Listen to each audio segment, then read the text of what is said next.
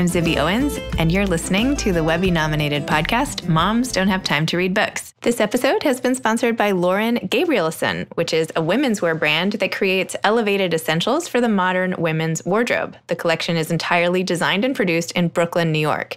The Lauren Gabrielson woman values quality, versatile pieces that she can wear every day that are customized to her body, her time, and her style. And by the way, I have 2 Lauren Gabrielson headbands, which I wear all the time, and you can see in my photos on my events page because I wear them everywhere, and they're amazing. And actually, my 6-year-old daughter steals mine all the time. So anyway, LaurenGabrielson.com. Hi, I'm excited to be here today with Waylynn Lucas, who's the author of Sunny Side Up, more than 100 breakfast and brunch recipes from the essential egg to the perfect pastry.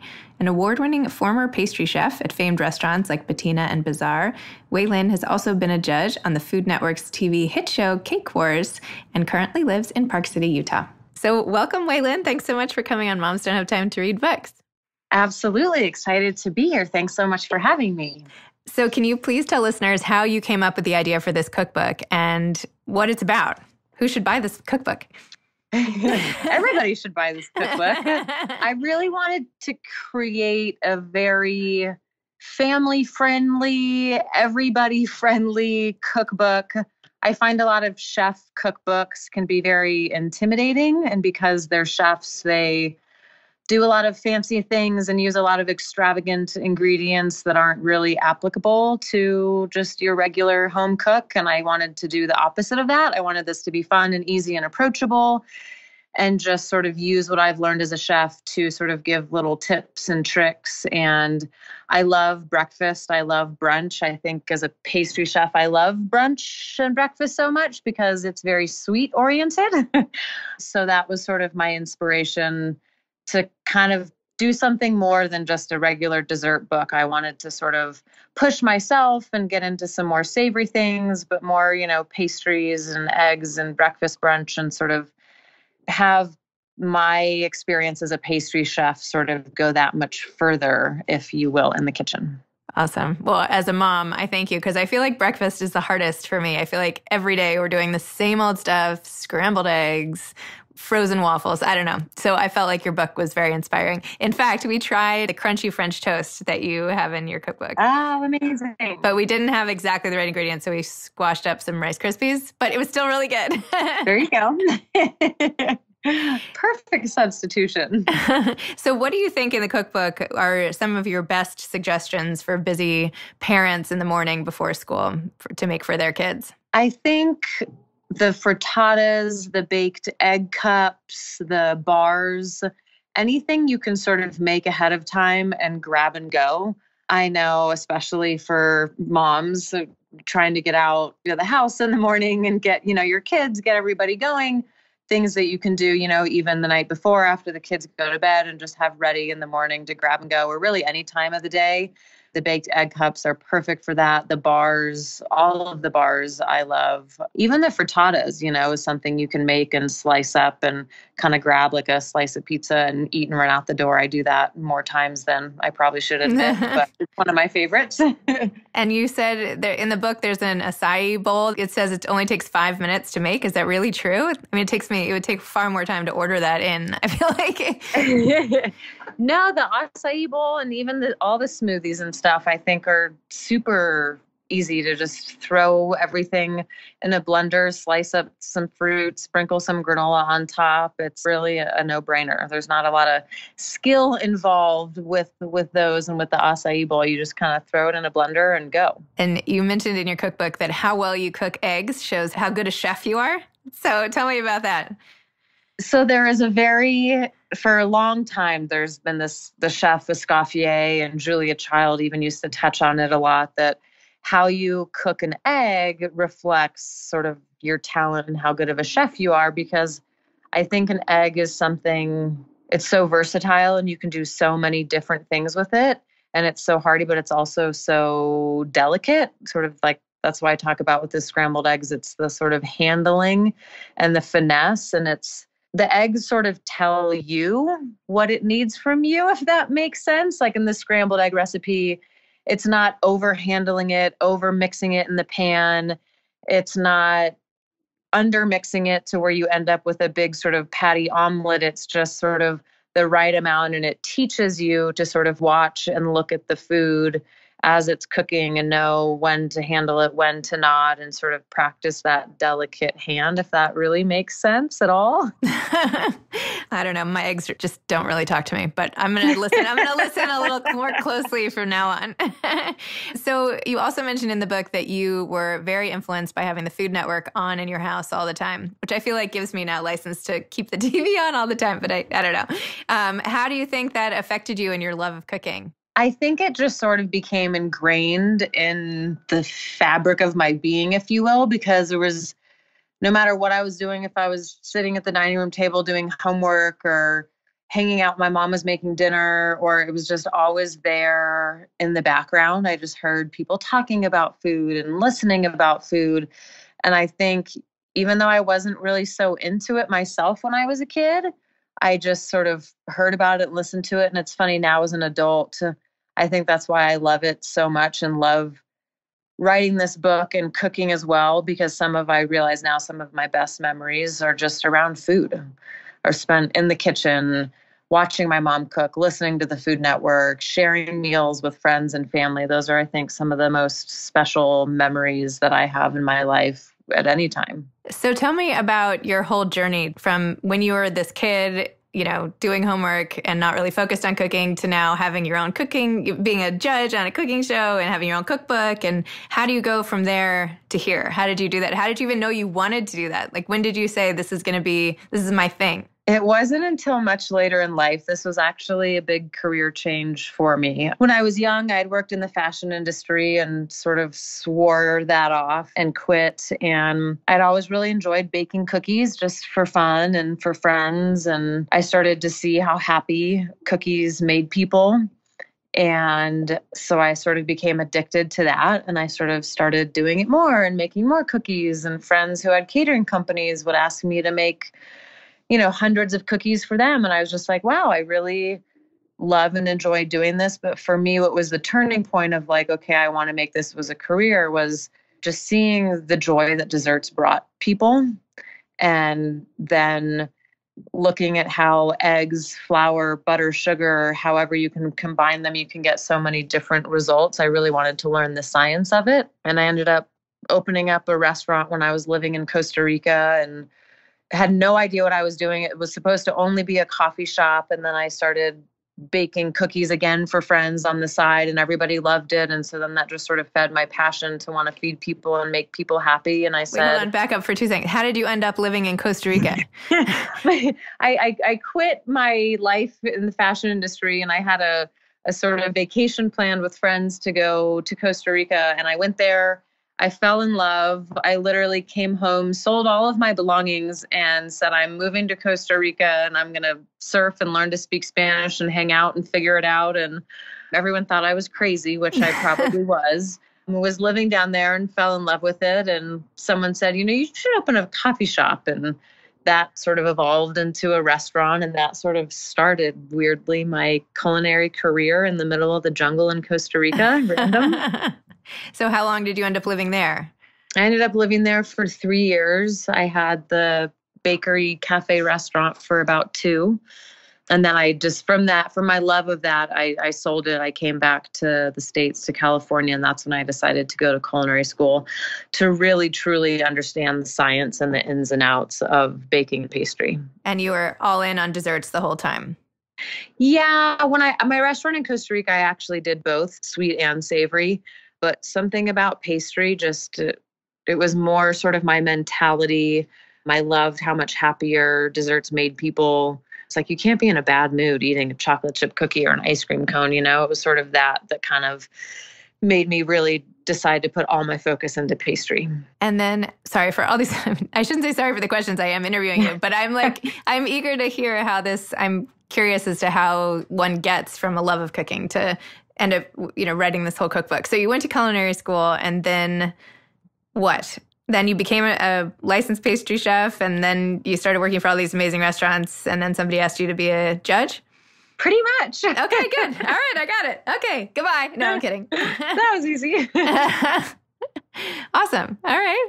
And what was it like being on a show after watching it your whole life? Was that just like a perfect full circle moment for you, or did you enjoy it? I mean, I love it so much. I count my blessings every day that I get to be a part of Food Network in any way, shape, or form. It's funny. It's still, after I think 6 seasons of Cake Wars, and now this other show, Cake Off, that I'm doing with Food Network, and all the guest judging appearances I have, I still to this day like pinch myself.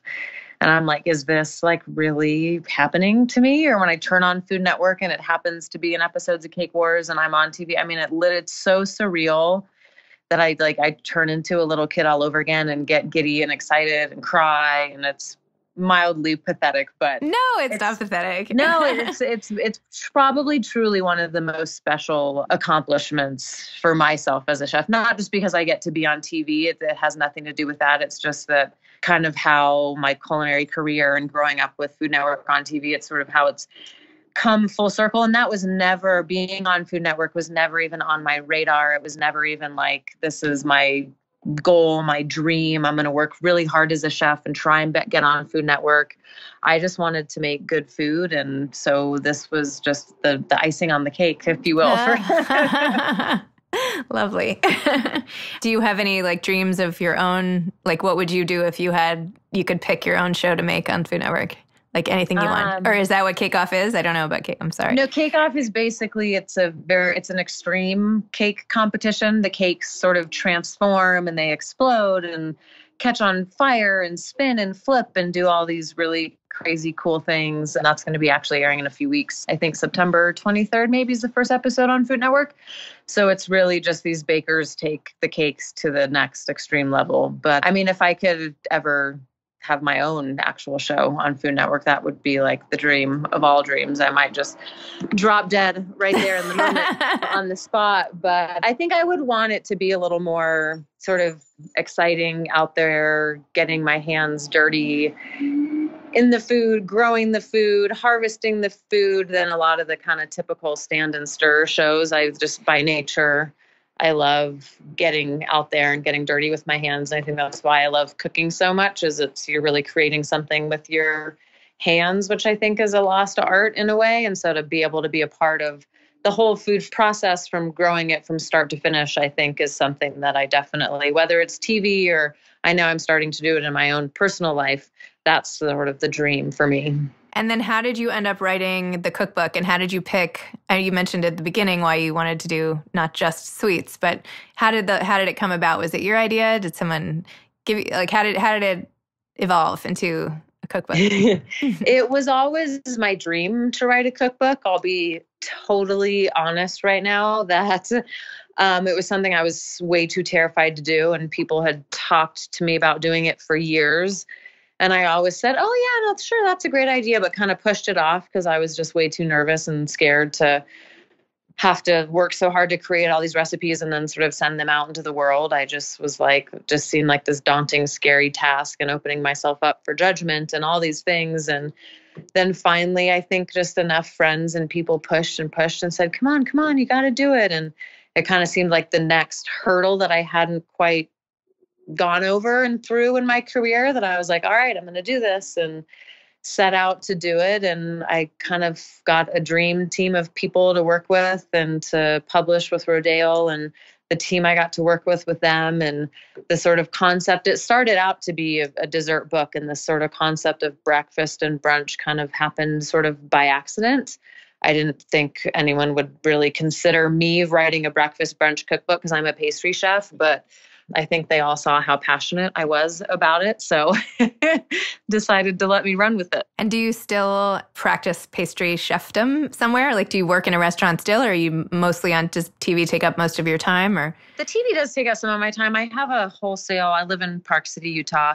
I have a little wholesale bakery and catering company, and I provide a lot of baked goods for coffee shops, and we'll do a lot of special custom, birthday cakes and catering for parties and sweets and stuff like that. So it's kind of nice for me doing it on that level, not having an actual brick and mortar restaurant, because I can sort of create my own schedule and if I need to, be filming or leave or be going somewhere for a book tour, I kind of have the freedom to do that, but I still get to, be cooking for people. And so it's the best of both worlds. Is there anything you just love cooking in the pastry world? Like something or some creation you made that you couldn't believe you even did it, or just something super cool, or something you've mastered, like the perfect croissant, or I don't know, something really awesome? I feel like I'm the type of person that I don't think I'll ever really feel like I've mastered something. I'll always find something, or it could be a little bit better. It could be a little bit more of this, and always continue to kind of push and challenge myself. I do love making ice cream.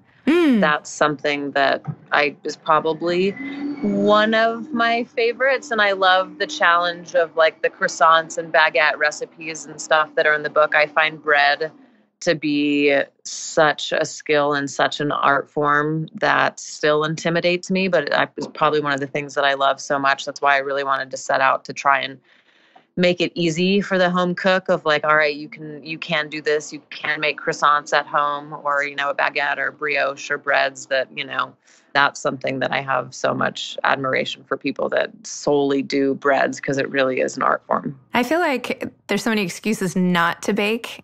Right? It's so easy to buy something. What would you say? I mean, I love to bake too, so that's part of why I'm super interested in this. But for people who don't bake, truth be told, I'm not going to sit there and bake croissants from scratch, but I do like to, like a cupcake or something more simple with my kids is fine. What do you see as the biggest benefit to baking? Do you bake for your sanity? Do you bake for fun? Does it calm you down? Does it just, I know you like to make people happy, but what do you think it does for you? For me, it's kind of like an active meditation. It's kind of for me, it's a lot of people, it's like knitting or, whatever. It's just that sort of time in the kitchen focusing on something. And I think that's why I like pastry so much, because it forces you to focus on a recipe and just sort of, you really have to be focused and present on the recipe and on your technique, and to not overmix your batter or overwork your dough or something like that. So it kind of just takes me away from everything and anything else and just lets me focus and be in the moment, which is really therapeutic for me. And then the bonus is I get to feed people and make people happy too. So awesome. Well, too bad this isn't in person, so I could sample some of your stuff.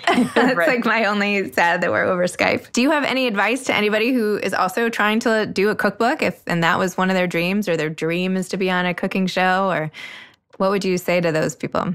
Just to start doing it. If you want to write a cookbook, come up with a theme and a concept and start creating those recipes and start, putting it together as much as you can yourself and shopping it around to people. And I think the cool thing about, people that want cooking shows or that sort of thing, I mean, YouTube and social media has allowed so many people the opportunity to do that I think that that's so much fun. I think there's even a part in the book where I say, like my biggest thing when cooking is I always tell people, have fun.